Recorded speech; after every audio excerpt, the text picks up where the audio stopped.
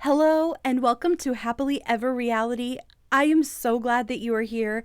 Today we're talking about Sister Wives, Season 17, Episode 5.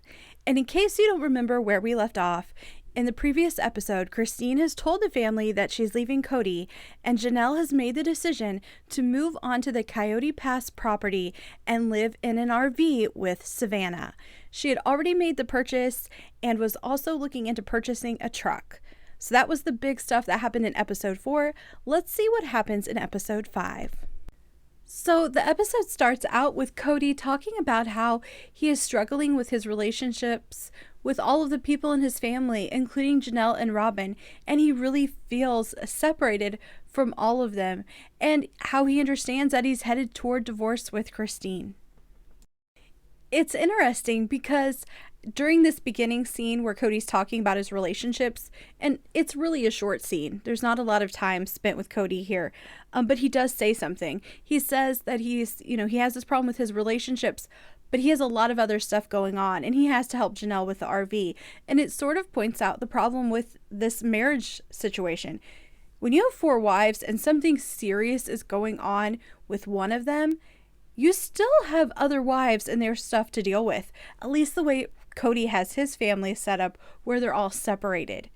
So he basically says, I don't really have time to address all these relationship issues because Janelle's moving and I have to go help Janelle. And that comment kind of leads us into the next scene, and that is Cody going to Janelle's house where they have purchased the truck to move the RV that she told us that she had purchased in the previous episode. And Janelle explains it like they had to buy a truck to move the trailer. Cody says they bought a truck to move the trailer. Everything seems okay. But then Robin chimes in. And I want to just let me know what you guys think or what you thought when you saw this scene. I guess he got this truck. Oh, we have to buy a truck to move a trailer. I'm like, no, you don't. So am I the only person that doesn't understand that? She bought a trailer. They need a truck. They talked about it in the last episode. They talked about it at the family meeting. I understand they all weren't on board for the trailer purchase, but I'm sure Janelle brings money into their family. So she needs this truck. And I want to go a step further. It might actually benefit Cody to have a truck. He has a lot of kids. They move frequently. They're kids going to college, kids moving away. It might not hurt them to actually own a truck. And to add an additional element to this, it was his brother's truck. And I guess his brother passed away and the widow sold it to him. And I'm like, I don't know if he was close with that brother, but it might be fun to kind of keep something that belonged to them and belonged to his brother, and they need it. So it works out for both of them. Janelle is also super excited, and she mentions that she would like to drive it because Cody says he's not going to use it all the time. But Cody completely is like, I'm not letting you wear it out. And I'm floored. I'm floored by why can't Janelle drive the truck? I don't get it. But Cody's not the only person who says that. Robin also comments on Janelle driving the truck, and I think it's so weird. Where do they live where women don't drive trucks at all? Ever? I just think this thing is really weird. It's kind of a funny thought of seeing Janelle driving all over Flagstaff in this big, huge truck. So you tell me. I've tried to figure it out. Is Janelle super short? Is she really short? And they think it's weird because she's so small and she's driving a big truck. Is this a regional thing? A cultural thing? Do people in Flagstaff, do women not drive trucks? Why is it weird?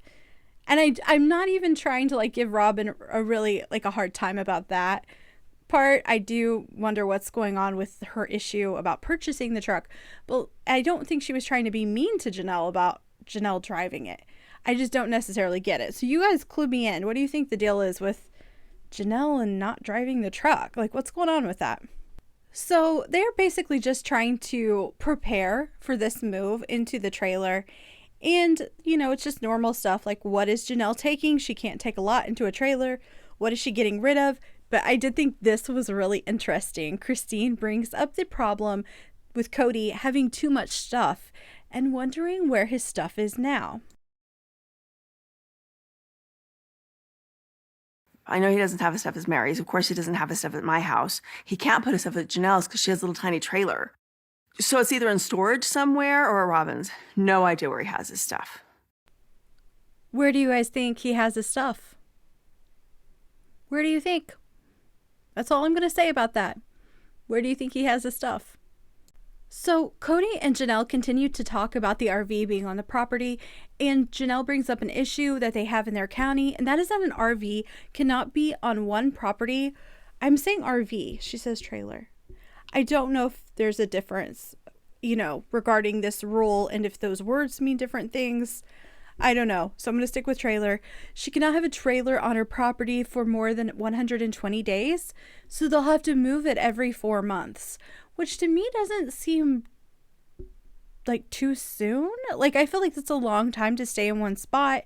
That means they'll only have to move it 4 times if it takes 1 year to build her home. But for this family, it ends up being stressful. And Cody says, you need to ask all of the sister wives if you plan on moving your home onto their property.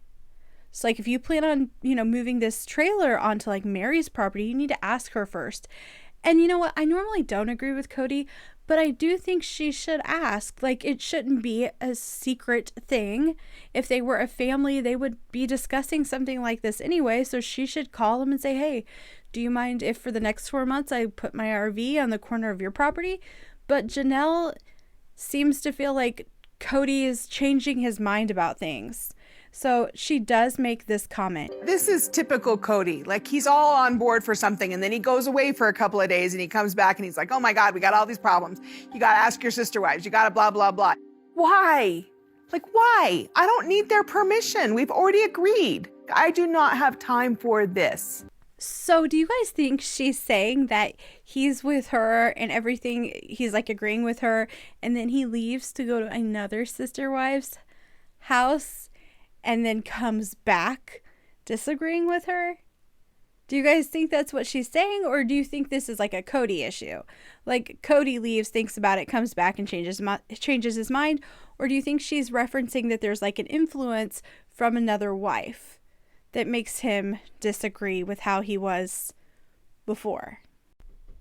So then Mary and Robin both comment, and Robin, even though she's normally negative about things, she is actually a little bit positive and says maybe if Janelle and Cody are out there on the property, they'll start making plans about how to pay it off and get going forward with how to actually move out on the property. I am not going to comment here about who's working and who's bringing in money and who else could be thinking about that.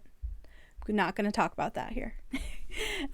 Clearly I do have feelings, so, but what actually I thought was interesting was what Mary said, and that she might not want this RV on her property. And I'm like, Mary, this is like, you're being exactly who they say you are. Her trailer sitting on that property is not going to hurt anything. They are not even close to moving out there.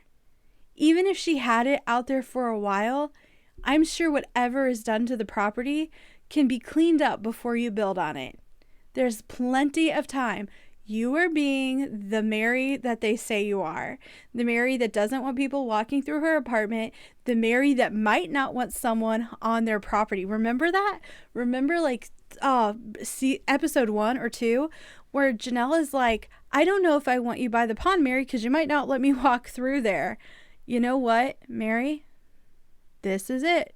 And I'm usually on Team Mary. I'm usually rooting for her, but I'm like, you are doing exactly what they say you do.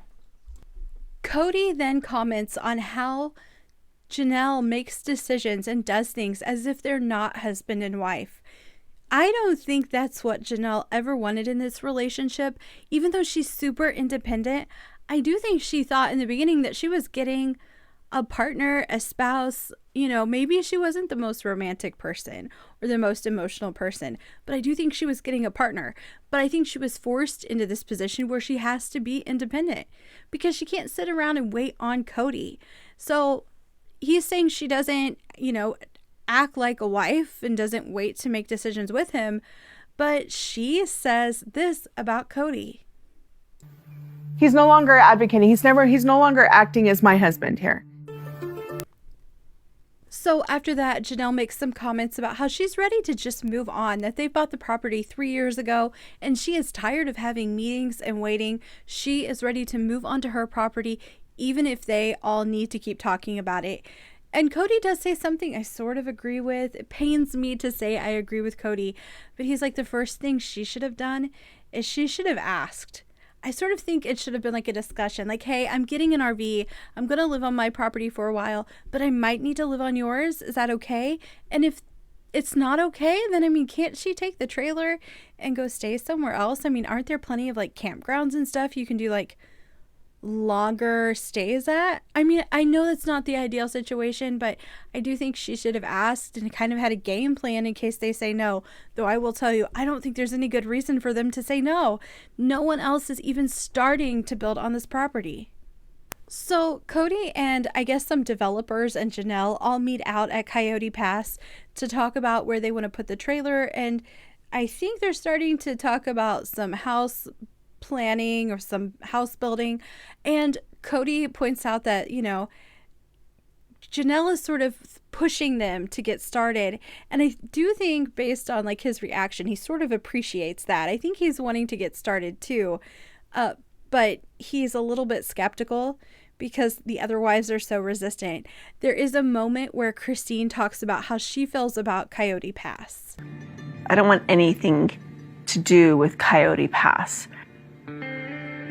But it's not my land. It's their land. They can do whatever they want with it.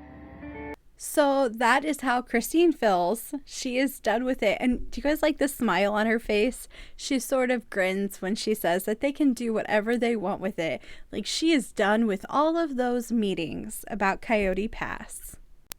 After the Coyote Pass talk, we move over to Mary, and she is at the bed and breakfast, and she is talking about how hard it is to have lost her mother, and it's really sad. You can tell she's still grieving, and she has shut down the bed and breakfast until she can figure out what to do. Cody actually said to me the other day, he's like, why don't you just move up there? Of course, Cody says that. Here she is grieving, and he's telling his wife, hey, while you're grieving, why don't you just move away, when their relationship is also having a hard time? So Robin has a confessional, and she says that Cody can be a little bit insensitive when he's thinking out loud, and she sort of defends him, though she does say it was super insensitive of him to say. But then we follow up with Christine and Janelle saying, Mary has said multiple times from the beginning that she has no interest in moving into that property and never has. She only bought it to keep it in the family. She never bought it for it to be a home for her. So you have Robin sort of sticking up for Cody, but then you have Janelle and Christine being like, oh, why is he even saying this? Mary defends her relationship with Cody, not so much the relationship that they have now, but the relationship they had in the beginning, and how she's not going anywhere. She doesn't want to go anywhere. She was there in the beginning. She was a part of the creation of the family, and she actually says he loved me, and it's in the past tense, and I can't help but feel a little bit sad when she's talking about it. I don't know. Mary's really determined to make this work. She does say that she told Cody she doesn't want to stay there, and he acted surprised that she said that. Yet we have Christine and Janelle saying, she made it abundantly clear she never wanted to move into that property and live there. So it shows there's just, I don't know. I think Cody's faking it. I think he knew she never wanted to live there, but he's like, oh, this is the moment I can try to send her off. I was here at the very beginning. I helped start this family. It was me and him. We had plans. He loved me. Mary talks about how she wants to work on her relationship with the family and with Cody. She also says that she feels really lonely, and some days it's even hard to leave her home. But she does not want to give up on her family. And we see that with Mary over and over again. She really wants to make her relationship work. And again, I think loneliness is a huge issue. I talked about this in the last episode. I think there's a fear of loneliness. She only has one child in this family. That would be her remaining connection if she left Cody. She's not leaving. She does not want to. So Cody telling her to move really had to hurt her feelings. And then Cody kind of talks about why. And you know what? He's honest. he doesn't interact with her. So she might as well move up there. This is the solution to the problem. So Cody doesn't even see it as an issue. When you see Cody talk about Mary, like, he doesn't even try to say that, you know, he loves her. He's honest. Cody is really honest. It sort of makes me mad that he says he cannot divorce a wife. Legally he did, you know, when he left Mary to be with Robin. That was a legal divorce. You know what? Why can't he just do the same thing here? I almost wish he would do it, because I don't think Mary's going to, and it makes me sad for Mary. Someone left a comment on another one of my videos about how this has to do with Mary's faith, and that's why she's staying. And I forget that a lot. It does make me feel a little bit better. You know, there's more to it than just this. Her faith is involved. But as a viewer, it is incredibly painful to watch their relationship. So we move from Mary over to Janelle, and she's getting her RV, and it is also her birthday. It is funny because Cody makes a comment about it being her birthday present, and Janelle is in a confessional, and she's like, I don't know what he's talking about. I bought this for myself with my own money. And you know what? It's funny because even though they say it's not a romantic relationship, I do think they interact very well together. Like, I like when they're together and they're having fun, and it looks like they're having fun on their way to get the RV. Even though Cody is super skeptical about it, you know, he's smiling and laughing, and it was fun to watch. It was kind of one of those scenes where it's like, I can understand if Janelle's satisfied with this relationship. It looks like they get along. Good for them. You know, I always watch and think, oh, I hope they go and get healthy relationships, and they're better relationships than what's going on right now with this whole family. But Janelle seems fine when she's with Cody. I do have a question for you guys. Do you feel like you missed an episode or something went down and they didn't tell us about it? Because Janelle and Cody ride in the truck together to get the trailer, which makes sense in a normal relationship. But we have watched this whole season and whole last season where they couldn't be close together. They couldn't be like 6 feet. You know, they needed a 6 feet separation. And now they're riding in the truck together. They're going to meet people to get the trailer. And they're meeting people to talk about the land. Like, what happened? What happened, everybody? What went down that I didn't see? Did I miss something? If I'm missing something, let me know, because I don't at all understand what has happened with all of the COVID rules, and now just like they were thrown out the window. So Christina's leaving, and now we're like not even going to discuss what happened. I don't get it. So if you get it, please fill me in so I understand. Aside from that, and me not getting why they're all like closer together now, really, they see the trailer. It's really nice. It's funny though. Janelle's like, it's really big, and Cody's like, it's really small. Like, they don't think the same way, but like Janelle's super happy with it. And they start doing some construction out on Coyote Pass. So, you know, it's a start, and Christine is ready to keep moving forward, even though she says she feels like there's so many things in her life that are uncertain. She's just going to keep going. Cody does bring up the fact that he is at a point where he needs to stay distracted, or he starts to feel really angry about everything that is happening with Christine. Speaking of the whole COVID quarantining, crazy Cody COVID rule situation, since they have thrown those all out the window but not explained it, they're also having a family party. They are having a graduation/birthday party for Isabel, and Christine is planning the party at her house. Of course, Cody does something that is incredibly frustrating to Christine. I'm going to go ahead and share a clip of Christine explaining what he does right now. Please help. I need Gwen's help. I need Isabel's help. I need Truly's help for today. Well, Cody calls Isabel and says, hey, how about if we go hang out today before your party? And I almost freaking lost it. Instead of Cody saying, hey, do you need some help with Isabel's party because it's his daughter? God. Okay. So, yeah, that's what Cody does. He doesn't offer to help. He offers to take Isabel to, you know, go spend time with her. And Christine says that she's going to play nice. She is not going to be accused of discouraging the relationship. So she goes ahead and lets Isabel go, and then Gwendolyn has to run errands, so the only person she has left helping her is Truly. But they're making the best of it, and they're putting up all of these decorations that have to do with traveling because Isabel really wants to travel.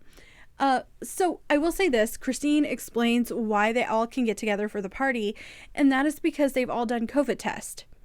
I still feel like it feels different. You know what I mean? Like, Cody isn't even having a meltdown about this. Like, I'm wondering, I just feel like something different is going on. And a part of me wonders if Cody isn't trying to, Cody is trying to be different. Like, Cody's trying to act like he's not being super strict with the COVID rules. Trying to act like he sees Isabel all the time. To prove a point to Christine and to come off differently than how she's accusing him of being. Like, he's flipping the switch and trying to be a better, more reasonable person now that she's actually leaving. But I think Christine knows better. She sees through it. She is just going to make this the best she can for Isabel. We move from there over to seeing Cody and the other wives talk about how different the family is going to look going forward and how this might be their last time getting together. And we also see Isabel and Mykelti and Tony. And Isabel is by herself doing a confessional, talking about how she understands why Cody and Christine are separating, and that she hopes her mother finds someone that really, really loves her. And Mykelti and Tony also talk about how they knew it was inevitable. And Mykelti says that she knew her mom and dad, that, they weren't really in love anymore. And Tony says something that I think is pretty insightful. Listen to what he says. I thought it was a little inevitable. I can't imagine any man being perfect enough to be able to handle 4 wives. Tony nailed it. At least for me, he did. I think it would be impossible to maintain 4 healthy relationships. Even if you were living together, I think it's more difficult if you're all living in separate homes and your time ends up being split between people that aren't even physically near each other. I mean, I know they're in Flagstaff, but he still has to travel from home to home. He's basically maintaining 4 separate families, and the reality is he's not good at it. And I don't think anyone would be. I said this in a previous episode. I wonder if Cody would be a different person if he was in a relationship with one person and it was a healthy relationship. Do you guys think Cody would still be the way he is now? Or do you think we would see a whole different Cody if he was just with one person? We move over to seeing Cody doing a confessional, and he says that he's feeling bitter and lonely because he is in such a bad place with so many people in his family. Of course, instead of Cody acknowledging what he might have done to lead to these issues, Cody says the problem is that they don't give him respect. From that confessional with Cody, we move over to a backyard party at Christine's house. All of the wives, Cody, and all of the children are there. It's a party for Isabel, and I really like it because it just looks like a pre-COVID backyard party. And I have to be honest with you, a lot of times we're so used to influencers or people on reality TV always throwing these huge over the top bashes, huge birthday parties and huge graduation parties. It's really nice just to see a normal backyard party. It's really low key, but everyone looks super happy. And while we're there, they start talking about her birthday and how old she's going to be. And we have this moment with Cody. Are you sweet 17? I'm almost sweet 18. Oh, yeah. This is an 18 party. Yeah, so you're sweet 18. Okay, so I need to know what you guys think. Do you think he really didn't know her birthday? Or do you think it was just kind of like a slip of the tongue kind of thing? Like he didn't mean to say it that day. You know what I mean? He didn't mean to say 17. He meant to say 18. What do you think? Do you think Cody knew how old she was turning? Or do you think it was really a surprise? It was kind of an awkward moment, though he did keep on going. He didn't miss a beat. He just kept on talking, but I know viewers are going to catch that. I sure did. The graduation party was really nice to watch. Isabel said she felt like it was just the way it was before COVID, and Robin said she was really trying to hold on to this because she knows the future might look different. And the reality is the future is going to look a lot different for everyone there. So it just felt good to watch this family have sort of a last gathering together. So there is this one part of the graduation party that is really extra special, and that is when the family all sings a song together for Isabel, and they sing the song by Natasha Bedingfield called Unwritten. And if you don't know it by its name, it was the theme song for The Hills, the reality show on MTV back years ago.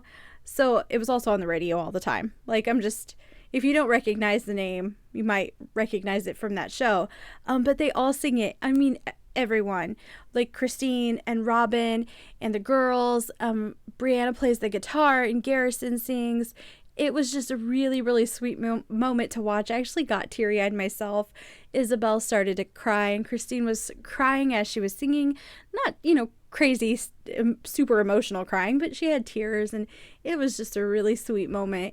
It's those moments where you see them all working together that you think, oh, this is such, like, this works. Like, if you just saw these moments, you would be like, oh, look how they all come together, and they have this huge family, and it's these moments that made them seem to be a functional family years ago when they would do stuff together. But, we know that's not really how it is, but it's nice that they came together for Isabel. I'm glad they were able to be on their best behavior at this party for her. The show ends with Cody talking about how he is now questioning polygamy and questioning his religion and faith. I think for Cody, this really changes everything. Before this, I think he thought it worked as long as they all stayed. It didn't matter if they were happy. It didn't matter if they were close, if they were functional, if they were loving relationships. As long as everyone stayed and, Cody was still the ruler of the family, it worked. But that's not reality. That, people deserve happiness. So Cody's just questioning everything he's ever believed. And that's where the show ends. I thought this was a good episode. I think this one and the last one have both been pretty good. I'm excited to see what happens in the next episode. And if you guys can explain the COVID thing to me, like what's happening? Like, did they all just have like tons of COVID tests during this time period so they could spend time together? Like, what's going on with that? Otherwise, that is all I have to say. It was a good episode. I hope if you like reality TV, you click like and subscribe and come back for more at Happily Ever Reality.